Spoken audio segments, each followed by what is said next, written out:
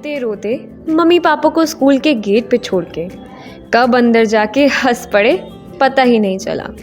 वो मॉन्टेसरी का पार्क, उन झूलों पे मस्ती, गिरने के बाद दोस्तों के साथ हंसना, घर के बाद दूसरा घर पाया बाल भारती में, वो छोटे स्विमिंग पूल पे सो कॉल्ड कंपल्सरी स्विमिंग सीखना एंड रेन डांस के मज़े लेना, फिर सेकंड ख़त्म होते ही ऑडी बिल्डिंग में शिफ्ट हो जाना, उधर के बेसमेंट में रजनी मैम से डांस और बाजवी मैम से गाने के साथ साथ पूछना कि बादशाह ने गाना आपसे ही सीखा था क्या।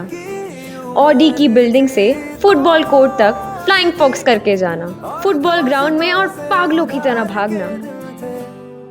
हमारे स्कूल का बास्केटबॉल कोर्ट पे बास्केटबॉल खेलने से ज़्यादा डांस प्रैक्टिसेस होना और फिर वो स्विमिंग पूल जहाँ 6th के बाद जाना बंद सा ही हो गया था।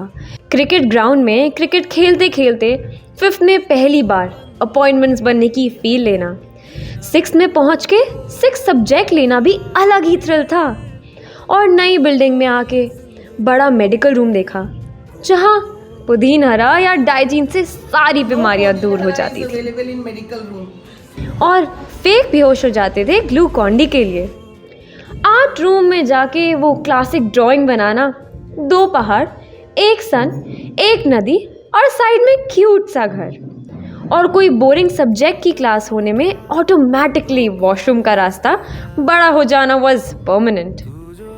जैसे जैसे बड़े होते रहे बंकिंग बढ़ती रही, डर कम होता रहा। स्कूल की वो पिकनिक्स जहाँ बसेस की लास्ट सीट की लड़ाई होती थी, टनल्स के अंदर से जाने पे हू करना था।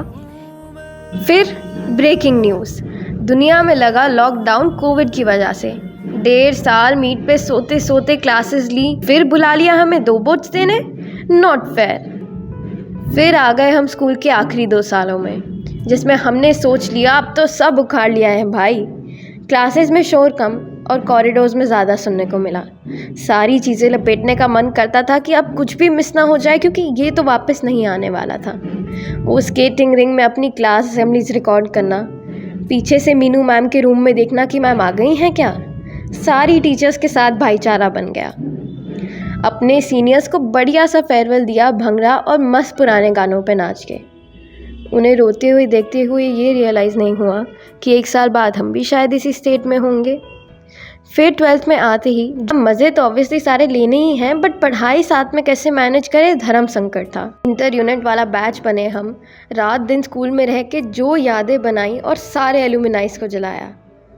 अब बस कुछ दिन और फिर ये सारी चीज़ें यादों के अलावा और कुछ नहीं रह जाएंगी। यह भी प्रीबोस ने ऐसा थोड़ा सा यकीन दे दिया है कि क्या पता अगले साल भी यहीं हो हम लोग।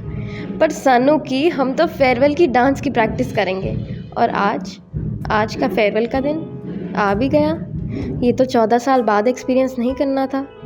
कहाँ गए 14 साल, आँख बंद करे तो ऐसे फ्लैश की स्पीड से चले गए। अरे यार, अभी तो और नहीं रहना था क्या इन दोस्तों के साथ? और इन टीचर्स की डांट का सफ़र बस यहीं तक था क्या फिर से मिलेंगे हम? प्रॉमिस तो करते हैं, टाइम बता देगा बाकी चीज़ें भी। तकलीफ़ हुई, लेकिन इस बात की खुशी भी थी कि मैं अपने साथ वापस यादों का बड़ा सा सूटकेस ले जा रही थी, जिन्हें मैं कभी नहीं भूल पाऊंगी। वो दिन, वो शामें, वो हंसी, वो मस्ती, वो दोस्ती, वो स्कूल बाल Bharti. And when they love you all, when everybody is there with you, why to worry? Chill. This is just the beginning.